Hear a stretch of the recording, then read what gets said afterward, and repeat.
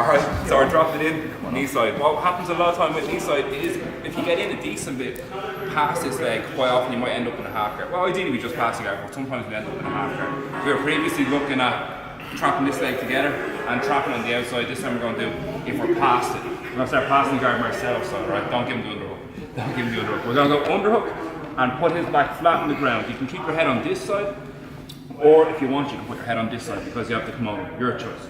What we're going to do is just, almost like you're jumping out of an airplane skydiving, we're going to arch your body back. I'll put my head on this side. Grabbing the elbow and put all your weight onto that leg because you don't want him pulling his leg out of there and doing anything with it. Then from there, we're going to gradually work our way up the body, get the foot on his leg, pull her knee in. Rewind the hips, side drop. So very similar to knee side pass. I'm doing with the head across the body. If you get the head across the body, you have the extra advantage of being able to put pressure on his head, and it's hard for him to turn in when you got your shoulder on his jaw here, but we're still going to bring our hip out this way. Hip out, staying heavy on the leg, working your leg up high enough that you can stand on his leg without compromising your balance. Then start to push, pull. If your foot gets stuck here, kicking the top leg, hip to hip, and rewind. Just going from the sideline. Up, pop there, grip, all the way up this side. Leg here, up high, so you're not as far enough that you can stand on his leg, work your way up higher and higher. Foot on the leg, put a hip to hip. Alright, give it a try and do this. 1, 2.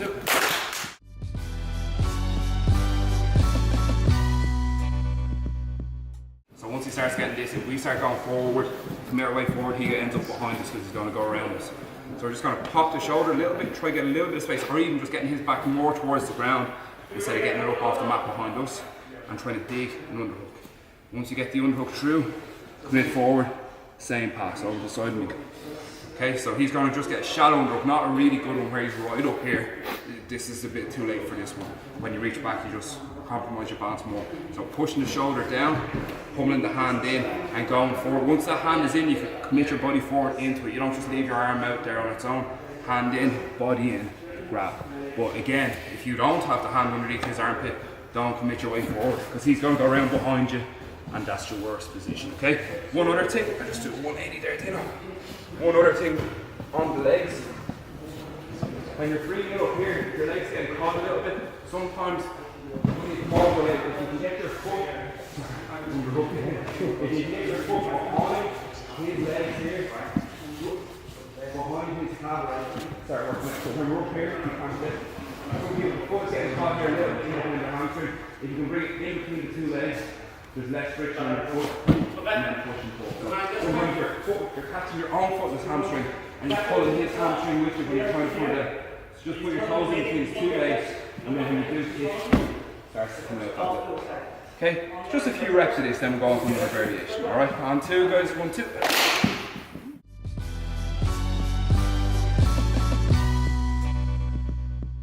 He's got the underhook and we didn't quite get him onto the ground, right? We feel if we sometimes when he's close and you want to push and re-pummel that, when you go to come back for a separation, he fills that space with his body and now you're further behind, you're in more trouble. So if you feel like you're not going to be able to get that, you can turn over and squash the underhook because that's where the power is coming from, the lift off this as he comes around the corner.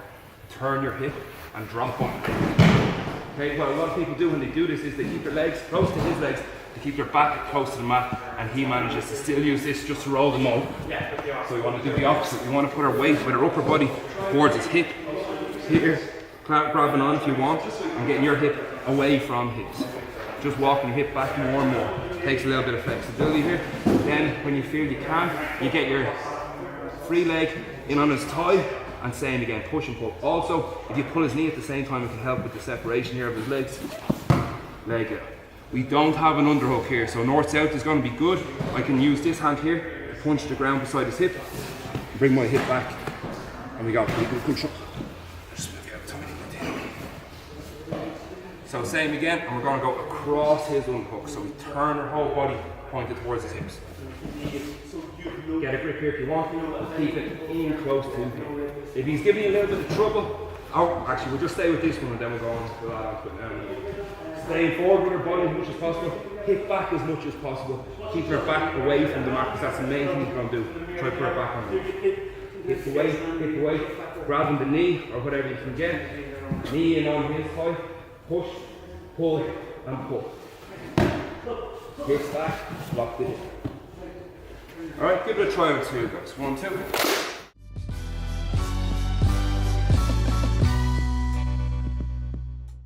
We're dropping on it. Make sure when you drop your weight on it, if I drop my weight here above his elbow, he still has a little bit here to get a bit of momentum going, okay? The main thing is going to try to do. So if you can get just below the elbow, that's going to be pretty good. But don't go loose on it where he can pull his hand out and start pushing your back down or doing other things. Okay, so stay on it. And if you miss it, if he's starting to give you a bit of trouble with this arm, sometimes you can settle him down a little bit with a Kimura grip. It makes him start thinking about that arm's in danger, and it could be in danger if you get out there and go for it. Also, you can get it out and you can take a magic grip here. You can pull the gi across it and in, so it only takes one hand, and then you have your hand free to do what you want, but you're after tying up and frustrating this arm on him. And when you come out, you can have him in the submission too. So if he is giving you a bit of trouble with this arm, just clamp it better. If you can get the wrist, your wrist, that's going to be good. You probably won't finish this one here, but once you get your leg, or you can keep it and come through with the cloth here, your own wrist, magic grip. Other main things that he'll use to generate power from is his legs. He's going to unlock his legs and drive. Hip bump, you straight over, okay? If you cross up your legs again. If he leaves his legs uncrossed, if you uncross your legs, that's a good time to put your leg out. So he's generally going to have them crossed and then just uncross them for a moment and go. So if you recross them again there, if you can grab his laces here, very hard for him to uncross his feet and generate that power to knock you over. So this can take a while to pass, but these things can frustrate him. You've got decent position, hard for him to attack. You keep moving your hip back there, keep your weight forward, get your leg in, and you're ready to go. If he gets frustrated and makes a big movement and you feel like you can just flip your foot out there and go, that happens a lot. Okay, give it a try and 2. 1, 2.